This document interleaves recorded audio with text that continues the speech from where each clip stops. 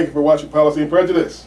My latest interview segment, we'll be talking with an icon, a local journalistic icon, Mr. Ted Kirkland. Just wrote a book entitled Body and, is it? No, Body and Spirit and Soul. Spirit and Soul. I was about to say Body and Soul. Spirit and Soul. That was a famous Odyssey of a song. Black Man in America. Yeah. Yes, and you know, most of us here in Buffalo, we know Kirkland as a columnist, talk show host, former talk show host. You know, we also know he spent his career, good amount of his adult life as a police officer, member of the Buffalo Police Department, as well as the first black head of the parole board. No, I was never head of it. I was never the first on it. So you know, to get that clear. What was your? I was a member of the New York State Parole Board. Okay, but you were just a member. You were up there. Right? I was an activist member. I don't know. No, the chairman would be the top person, and that was when I first started. The Honorable Edward R. Hammock. You know, he was an attorney and out of New York City. Okay. He was the chairman when I went on. All right. Now, subsequent to that, later on in this thing, my cousin became chairman of it. You know, George Alexander. George Alexander. Yeah, Okay. All right. Okay. I'll stand corrected. He was a member of the parole board. I see. But that was against all odds. Okay. In a great degree. It was, if you really look at it. There was only at that time there had only been one black appointed to the parole board from Western New York. And he was appointed back in 1958, 20 years before I went on. He was appointed by Rockefeller's Republican. Wow. So he was the first black to be appointed. I don't know if there was any whites ever appointed. I haven't gotten down to that information yet. You know, from Buffalo, most of them came out of downstate. Okay. And you know, that kind of stuff. Let me see the book. Sure. Show this to the audience anyway. My wife This designed seems to that cover, so I give her credit for that. Well, I looked through it. It didn't have all the pictures I heard it was going to have, but it did have some. Pictures? Oh, you want a book full of pictures? Yes. I'm sorry. I don't think I have a picture of you anyway. No. I know you probably don't have pictures of me, but you know, but it's very wordy. So it's meaty. Okay, it's meaty. It's meaty. Okay, it's got lots of a lot of history in here. Okay. Well, that's right. You know, so in other words, you actually wrote a book. You wrote a real book, which is a great thing. You know, we have other authors here and everything from Buffalo, but something is specific to Buffalo history that you wrote, not very common. Okay, what made you actually sit down to write this history? Well, let me put it this way. You know, when you look at other people and you say, geez, they've done all these things and they retire. What do they do once they retire? No, seriously, I was challenged years ago to write a book. I just never sat down and said, okay, I'm going to do it. Yeah. I think I really got serious. And one of the first things was, what do I write about? Yeah. And that was the first. Somebody says, write a book, and I'm like, okay, what do I write about? I've been a policeman, I've been parole board commissioner, I've been an adjunct professor in college, and a number of other things in my lifetime. So then I woke up one morning, and the thought was on my mind. Right. About your experiences in America. Right. Even the title was there. You know, and before that, I didn't have that. You know, it shows you how God works in mysterious ways. Yeah, you titled it Spirit and Soul. I mean, a lot of us, black men, we have odysseys. We have our own personal odysseys. Spirit and soul, to me, denotes kind of a religious type thing. You know what I'm saying? Or a something holy, something religious. Something. You know what I'm saying? That's what this is okay. Yeah, that I didn't think so. But you know, let's look at it this way. You know, one of the things that happens to us, almost like what happens to a horse. You watch a cowboy movie and they want to break the spirit of that horse. So therefore, you break his spirit to be free. Right. Okay? Once you can break his spirit, you got his soul. That's all it means. Okay? That's what that means. If you remember reading the first part of my book, I talk about a first cousin who, as a child, I remember him being on the chain gang. Mm-hmm. Oh, Okay. I don't know if you looked at that part. No, I didn't see that part. And he was sent south to my grandmother, where I was in her care also. Mm-hmm. And my grandmother's oldest daughter and husband sent this young man, he was like 14 or 15 then, I guess, south, because they wanted to stop him from doing the kinds of things he was doing up here in Buffalo. What was he doing? He was a thief. You know, I mean, what do you want, you know? And Okay. they thought, okay, we send him south. And that was not, In the South? They can stop you in that the was South, yeah. not unusual. Okay. You know, in those days, you know, Mhm. most of you blacks in the North, most were originated from the South, you know, Yeah. so. And I guess they had vagrancy laws back then. I had a cousin who They had was- vagrancy who laws here in was, Buffalo. They, okay. When I Back became a then, policeman, there were vacancy laws. do they? Oh, yes, Did there they- were vacancy laws. Back then, in the South, you weren't doing anything. You weren't working or going to school. They could just call you into a chain gang. You be there, you know, or some labor camp or something. They would do the same thing here in Buffalo, brother. I didn't see that. I never heard of that. Boy, you were young, you were a young man. Yeah. But I went on the police force in 1962, Mm-hmm. okay? That's There amazing. were laws, vacancy laws, laundering Wow. laws. You couldn't Right. lauder on a corner, you know. And you had to have at least 10 cents in your pocket, you know, if you get you for vacancy, whatever. That's kind of like slave culture, slave laws. Well, yeah. you know, Dr. Okay. King and the movement, and I don't think they get enough credit for that, Yeah. were responsible for a lot of those things being declared unconstitutional. Right. Right. You know, I mean, but if you really want to take a very close look at it, and my book doesn't get into the present necessarily, Yeah. but the present just got a little slicker. Yeah. And many times we miss it, and we get comfortable the way we it is. We don't have James Crow. We don't have Jim Crow. We got JamesCrowEsquire.com or something. You like got that. Jim Crow dressed in nice urban garb That, today, you you know. know. So you know, Yeah, I got you. Okay. I And mean, now- let me just give you an example Okay. of some of the things happening right now. And I go through this period. I went through this period in the late 50s, a period of recession. Mm-hmm. So I sort of know when I look at a recession, I've been through it. I know what it looks like today. Yeah. And I'm looking at the same identical thing happening today that happened to me back in the 50s.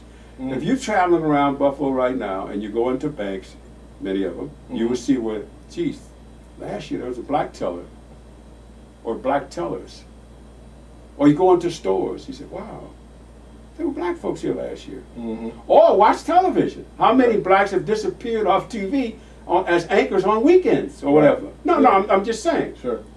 Where do you think they went? Think they all got promoted and went to heaven? No. They No. hit the unemployment lines or someplace. Yeah, that's what it is. And That's what it is. I worked back when in the late 50s. Yeah. They would get rid of us and hire some of them southern white boys coming up from the South who was hungry, Yeah. and get rid of the blacks. That's the Mhm. first time we filed a discrimination, that I was Mhm. involved in a discrimination suit because of an incident of that nature. Wow. Amazing. So things are basically repeat itself about every 20, 30, 40 years. Yeah. And unless older people will explain those things to you, or us, or whoever, Mhm. you don't know about them. Yeah. You think you're new at it. You think you. I mean, my book also deals with the police, you know, because I organized the Afro American Police Association, whatever. Mhm. But I've only been able to sell one book to a cop. Get To a out black of here. policeman. No, let me take that back. Yeah, but that's true, but I haven't talked to too many of them. Though. And that was a rookie. Wow. And I'll tell you something, and that rookie, and I was so proud of him because of something he said. And I've never, I've been away from the police department for 34 years. Mhm. And I have yet to hear another black cop say what he said. And that was, he bought the book because he said, I want to know everything about this job. Mm. Wow. And that was a rookie, only been on about 4 months. White guy? No, a brother, a young, Brother. nice looking brother, reminded me of myself back in back in 1962. Okay, all right. Hey, listen, back to your cousin. Okay. You like that word? You like that chain gang thing? Yeah, the thing, you know, it runs in my family. I guess it gets the blood one. No, and I say it because you mentioned breaking. A lot of people confuse discipline with breaking. Okay, I've seen that happen. Okay, I got a young cousin. She's a female. You know, just turned 15. And I've heard people say, "We got to break her." I said, "You can't. She's not a horse. You can't break her. Stop her from doing some of the things that she's doing wrong. Okay, that approach is a completely different from what I see they want to do. You understand what I'm saying? They might say might be true with your cousin. Okay, maybe I don't know how he turned out after he went down Well, there. let me just, you keep on. Please, I'm please, listening. but listening I'm to saying, you. but it's two different things, and you have to have a different, you know what I'm saying, a different approach. Mm-hmm. You know, that's the main thing. You know, breaking in terms of black people, that's animalistic. So you know, they you understand what I'm saying? All right, let me And it read makes this. us a Yeah, threat. let me Yeah. read this to you right quick. Okay. I saw Robert again. And this is after that. You know, chain gang's gone by. I saw Robert again. I never knew how many years he served in the chain gang, but it didn't break him and take his spirit, nor did he leave his soul in the chain gang. Okay. He remained a thief all his life. All right? Until the fall of 1963, when a white bartender in Buffalo shot and killed Robert for allegedly robbing his tavern. Well, he worked in the tavern, or he just The bartender worked in the tavern. Robert killed Robert. No, but so I thought maybe he was a cat. He said, "Hey, we're short They here." didn't break Let me him, think nor like did they it, yeah. take his.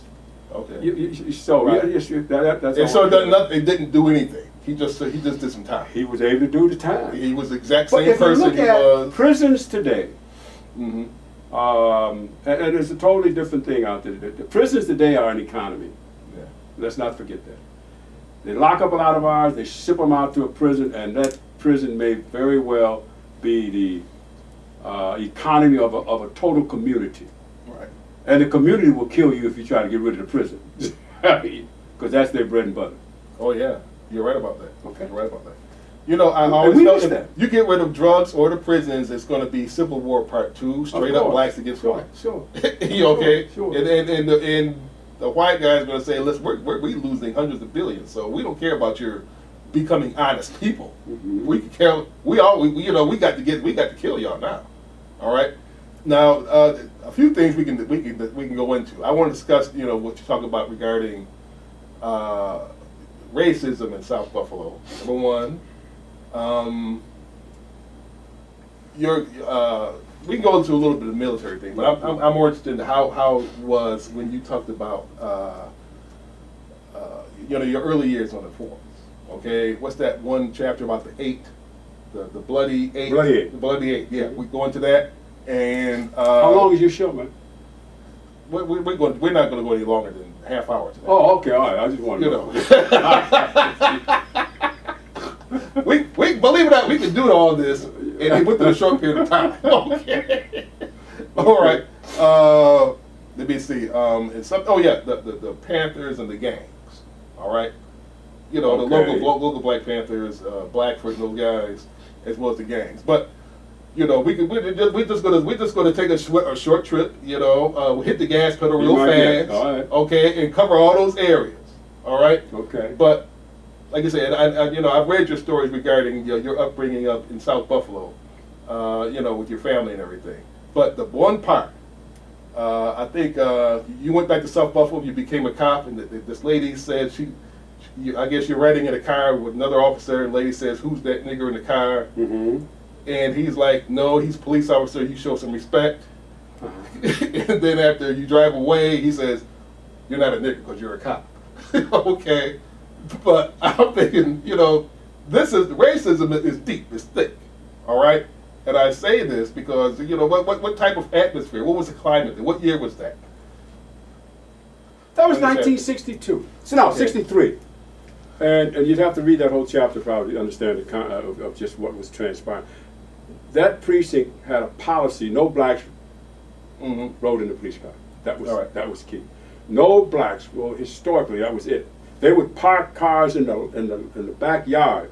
Mm-hmm. They would have a disaster in that precinct, and they'd just get precinct cars from another precinct to cover for them before they would allow a black man in the car. All right? Mm. Follow me now? Yeah. Now, I found, well, let me just back up a minute. I had been a supervisor in the military before I got there. Mhm. I was in the military, please. I supervised people. Okay. I was totally insulted. No, a stronger word than that. You know, here I am. Mm-hmm. I was waiting for my probationary period to end. Now, you'd have to go into the book and to see what strategy I used to desegregate that car. Right. And so that was the first night in the car. And when we pulled up to a light and the woman put her head in the window, and she was Polish, and she spoke broken English and whatever. Right. But it was new to see a black. Sure. Blacks were pointing at me. You know, look at that colored guy in the car.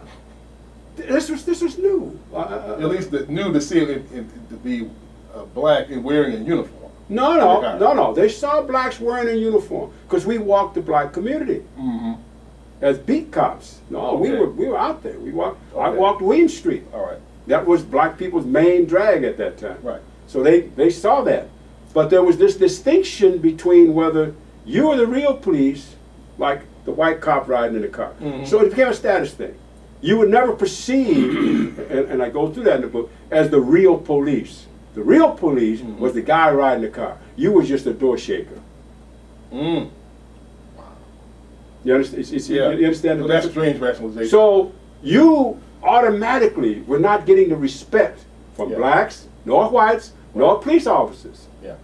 Because of your status, even though the paychecks were the same. Yeah. Well, And many blacks, and I'll say this in close on that, Yeah. but many blacks had accepted it because, as several would say to me, the man don't bother me. I do what I want to do on my beat. So it was easy. How many times you hear that in the plant? You know, saying in the plant sometimes. You say, man, why don't you be shooting? Oh, the man don't bother me. I ain't doing nothing. Yeah. I was offered that one time before they did say that, and I said, I have no desire to, but in retrospect, I should have took it. All right. But see, here's the thing. What's the military, what was more racist, the police or the military? Police. And that's saying a lot. Coming back to Buffalo, I don't know where you went in terms of your tour of duty, but Buffalo can outdo them. That's quite a bit, especially Buffalo police. Right. You know, so that's amazing. That's Well, a in the very military, and let me just say this. Yeah. In the I had my problems, and that's in the book too. But you said which was the most, Right. and so I had to go Buffalo. Yeah. And I'm gonna tell you something. Buffalo hasn't changed. Black folks have changed. That's gonna be one of my next questions. See, black folks have changed. Yeah. The PD has not changed. And now black people have changed, and black people will have enough nerve to claim the PD has changed. Because we're delusional.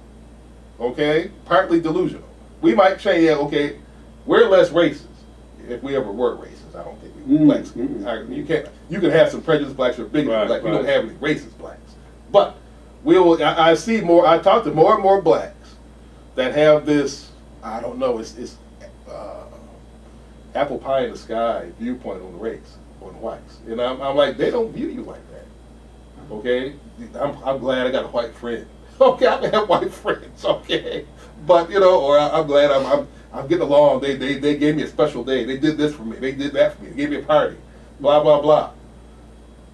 Nothing's changed really with them. Okay? We've changed. We have changed. See, Dr. King, and Dr. King played a very important role in my life, the movement, the whole movement. Yeah. When you begin to understand, the crux of that movement, crux of his nonviolence, even though I was never nonviolent, okay? Right. But that became important. King's whole thing for nonviolence was to show how violent these people are worldwide. Right. So the world Right. could see how violent they were against a peaceful people. I don't think King was nonviolent by nature. You read his early. It's out of his program. Right. The psychology of it worked. The psychology of it worked. But he thought that they would change, that system would change. The system didn't change. No. See, the system allowed a few more blacks into it, Yeah. who then became buffers for it. You see what I mean? It's just like Buffalo. I mean, we look around Buffalo right now, and blacks are not working in construction. I mean, blacks are going to prison like flies sitting on a piece of hamburger. I was discussing You that with understand what I'm somebody saying? yesterday about All right. and there's no. You can see, and there are blacks in the construction wearing shirt and ties whatever. Well, I'm But talking actual about the construction common work- workers out here No. today, just like whites. That's Mhm. what, the ones that our kids can see, Yeah. who they can say, well, I might want to be a bricklayer because they see that brother doing bricklaying work, or I Mhm. might want to be an electrician. I want to be. They have to be seen. See, it's not enough Right. for us just to have a mayor in a black face. Right. It's not enough for us to have a president in a black face. I'm going to tell you, Right. okay, because it can very well be counterproductive too. Mm-hmm. So when you have a city that's totally being rebuilt, have you been down on the waterfront lately? Beautiful down there, man. Go down there, you got thousands of folks down every night. Okay. I mean, thousands of them down. You can't even drive down through much now. Yeah. I mean, it's been built up in the whole 9 yards. Mhm. Very few of us may be seen, but you know, they're there. So in the areas where there are jobs, Mhm. your school system not even teaching that anymore. Right. I mean, you don't have shop and none of those They took kinds shop. of things. They took away shop now. That's what I heard. You know, I'm not I know on they board. removed civics But class. We have, hey, other listen. things. Yeah. And so when you go for some of these jobs, what do they say to you? They say, well, you need training. Wait a minute. You really don't need training for bricklaying. Most of your bricklayers learn by OJT, on the job training. And daddy's out there, they bring them. When I was having a room, an extra room put on our house about 7 years ago. So bricklaying is not like The rocket science. contractor brought with him Yeah. his daughter. Mhm. She was 15 years old, but she knew everything about laying the brick. Mm.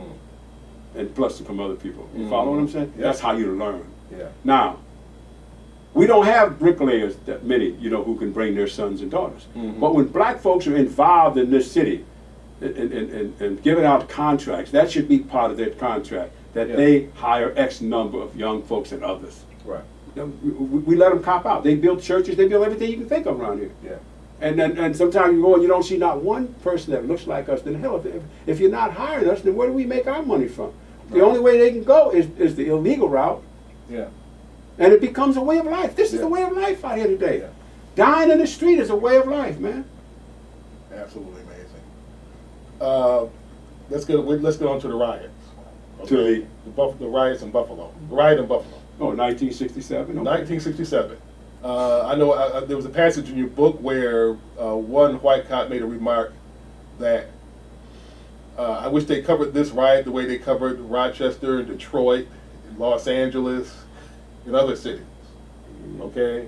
I think there's a feeling there that Buffalo didn't get the exposure of other cities. Not that we're proud of rioting or anything, but what is it that you think he was trying to say? Oh, I know what they were saying. You know, it had been said before then.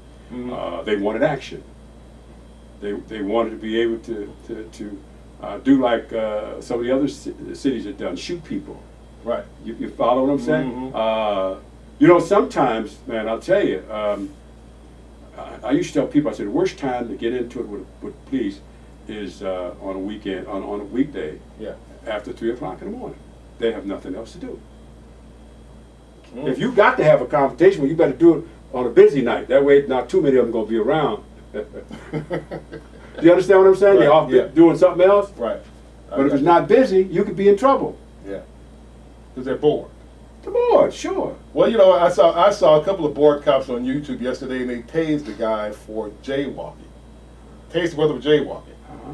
You know, they talk. You know how they talk loud in the fishes to make it like to give them. You know what I'm saying? Make it sound like what they're doing. What they, you know, Mhm. the brother was like, and he asked for his ID. He said, "Why should I give you my ID? I didn't do anything. I didn't break any laws or ordinance." He said, "Well, let's just show me your ID. You can't come here." Blah blah blah. They tased him right there in front of his fiance. So, you know, and a lot of this goes on. This, you know, this is nothing What, new. this in but- Buffalo? No, this is in Oh, Florida. Yeah, yeah. Okay, and I don't explain to you how Florida can be. All right, but you know when it comes to the rioting in Buffalo, and that's around the King shooting, basically. Okay, Mhm. and I remember somewhat of those times. I was like 10 years old, 9 or 10 years old. You know, and that was one. Even from the staff, I was going to School 75, and we were getting a lot of messages and everything. And my father took us back home from the park one day. They were still rioting, and we just rolled right through it, you know. And I'll never forget it. We lived on Eagle Street, right behind the AMP Okay. at that time, you know. But those were turbulent times, you know. And getting back to one of your examples that you wrote a couple of years ago, talking about what's that guy who escaped from jail, Winston.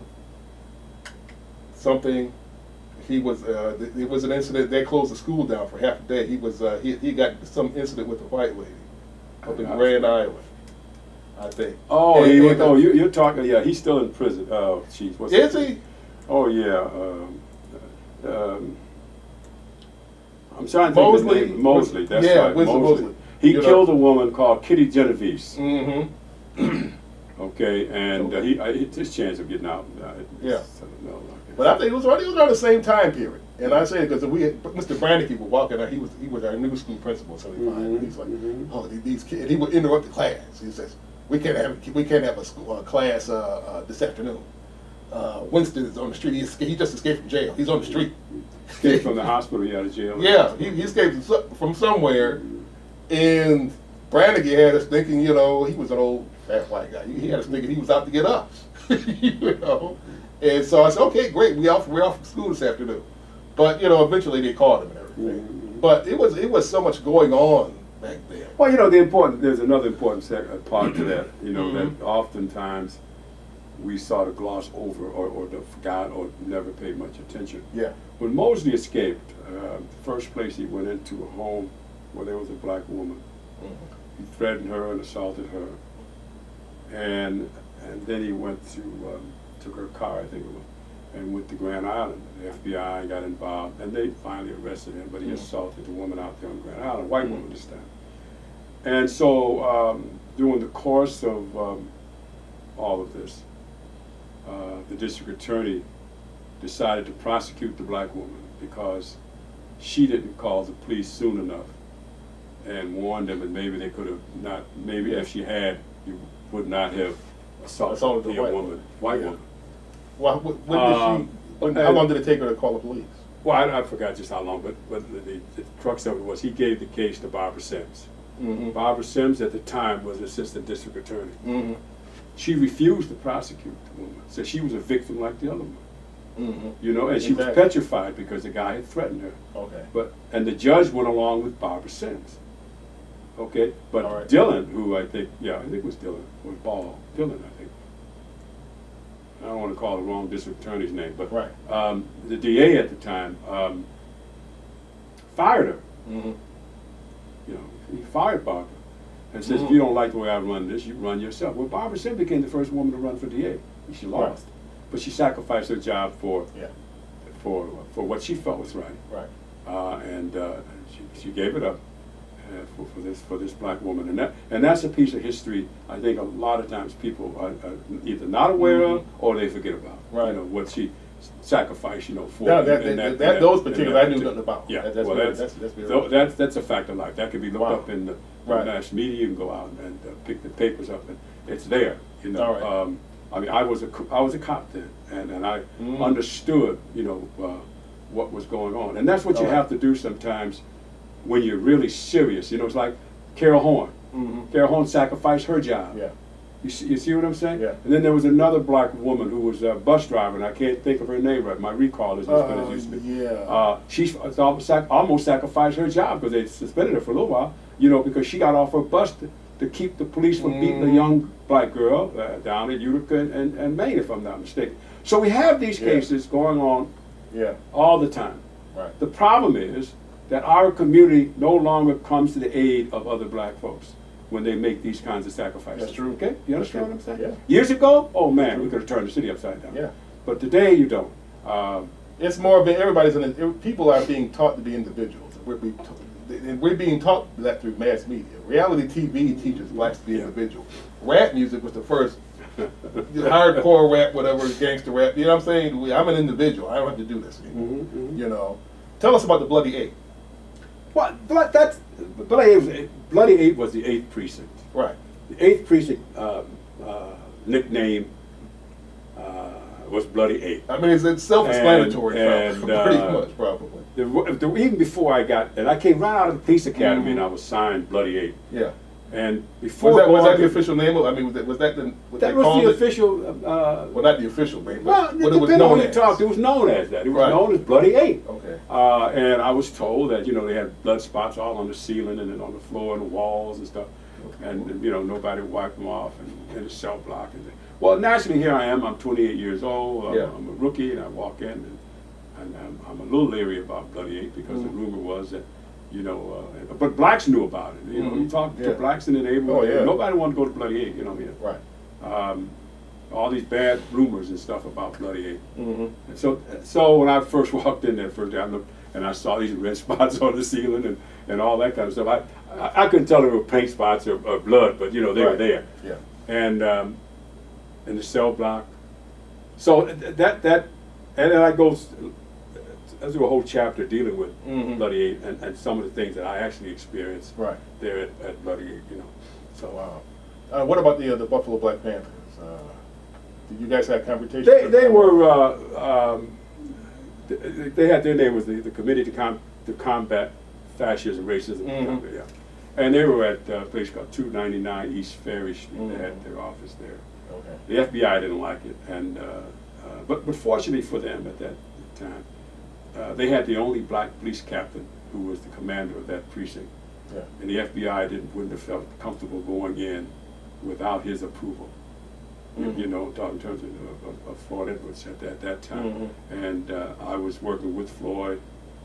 There was another guy, Vince Antolinea, was working with Floyd, an Italian guy who was well known in the black community. Mhm. And so, you know, we were there like supporting Floyd. You know, Yeah. we could walk in there. So we went in there one Mhm. day and we said, look, the feds want to come in and get you guys. Now you got any weapons? Give us the guns.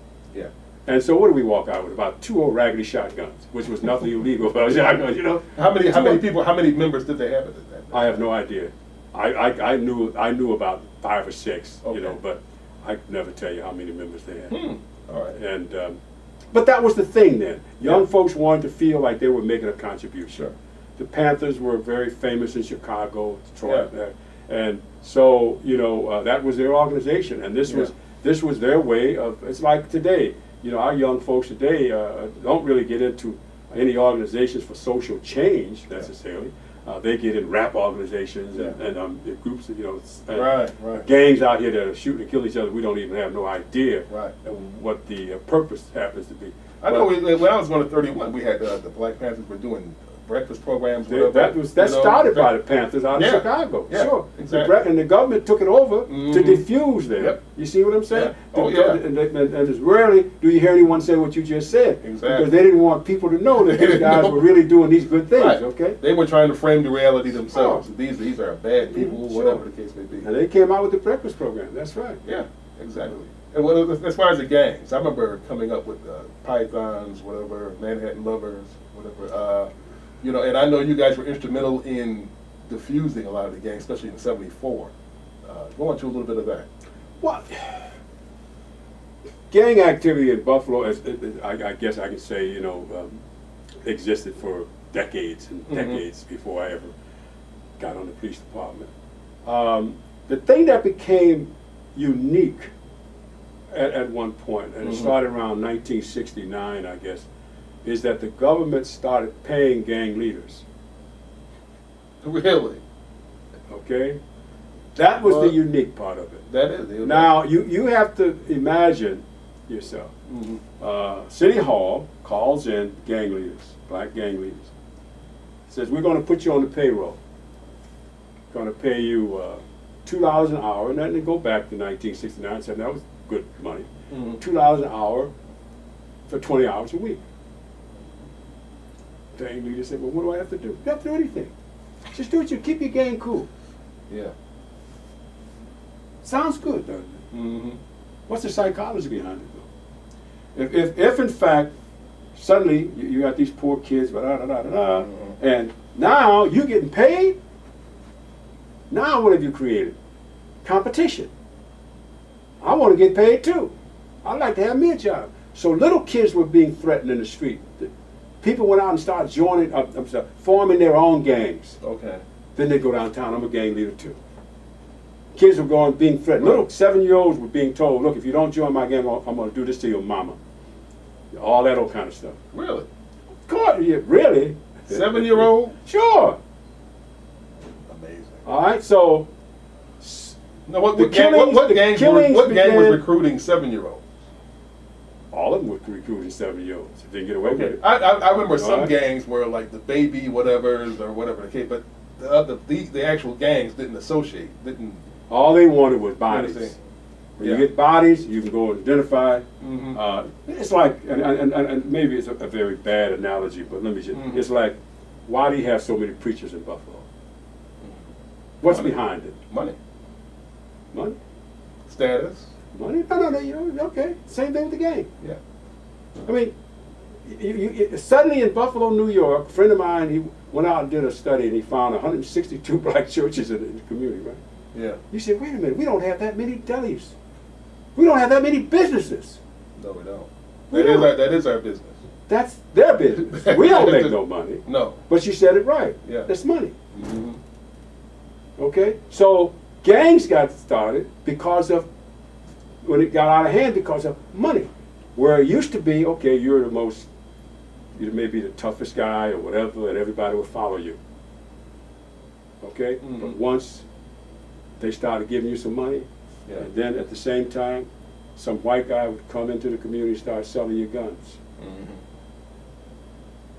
You knew about that, right? Right. Okay? And then all of a sudden, you want to get rid of that leader, you pop them off. Mm-hmm. Okay, with that person, you pop them off. Same out there today, right? Yeah. People are not following the dollar. If you went out right now today and you followed the money, Mm-hmm. Well, I remember Ricky Bolton from the projects. He got killed in the pythons. I can't remember he got stabbed or shot or whatever, but they said it was a professional hit or whatever, and I'm like, wow, I think it was like 14 then, Yeah. A a lot of but- kids, a lot of kids were killed. Yeah, It's just like right now. a lot worse now. Nobody is saying where are the guns. The mayor comes up with a program to buy back. Okay, you buy it back. There's no end to that, Mr. Mayor. You cut off the source. If you want to stop guns, you got to cut the source off. Yeah. You know what I mean? Right. And you're not dealing with the source. And the source is coming from some people that did not touch it. It's like if you ever watch a real good Indian movie, Cowboys Indians. Yeah. There's always a white man selling guns. Mm-hmm. Not so the Indians would shoot white people. No, obviously not. Obviously not. Okay. Well, here's the thing. In conclusion, I guess those guns, from what I've been hearing, they come from Ohio somewhere. It don't matter. Okay, they're from out of town. A lot of It those doesn't guns. matter. If Okay. you have a government that is as sophisticated as our government, Mm-hmm. who can tell you where an Iraqi leader is at this moment, Mm-hmm. and they can send a rocket over and kill him. Mm-hmm. Oh yeah. Are you insulting me by saying I'm not? Kill them while he's taking a shave in the bathroom. All right. And go right through the window. So they know everything Yeah. that's going on in that black community. Yeah. And this type of behavior works to their benefit. It does. Yeah. Well, that says something about our gullibility also. Mm-hmm. Okay. We have to reach the point where we say no more of this. No more guns, no more drugs. Keep them. And pick better leadership. Yeah. Exactly. You do not let your opponent pick your leaders for you. Very true. This has been a very enlightening interview. I thank you for coming on. Well, my And, pleasure, Chris. I'm just, I just wanted to get the word out about about you and your this book. And I hear, I know you said this is going to be the first of 2 volumes, whatever. Or 2 or 3. 2 or 3. I heard. I'm glad you said 2 or 3 because I was at a meeting Wednesday or Thursday. One guy says, "Oh, he's going to write 3 volumes," and not that you can't, or you don't have three volumes of stories to tell, because I know you do. Okay, but that would be something. What I'm saying? It's something to look forward to. Well, I think, Chris, let me put it this way. It's a challenge, too, and I like to see men like yourself. As I say in my book, every black man, woman, and child in America has a book to have a story to tell. Yeah. You have to have, living in a society a society that's predicated on white supremacy. You got to have that. Yeah. You have a story. Your story may be similar to mine, but it's going to be different, too. It needs to be told to our younger generation and everybody else. Very true. So you can sit down and start writing yours if you haven't started. And thanks for inviting me on. I appreciate it. Thanks for coming on. Okay. All right. Thank you. All right. Thank you for watching Policy and Prejudice. My thanks to Mr. Ted Kirkland also, as well as Curtis Lee Black from CLB TV. You all have a good week.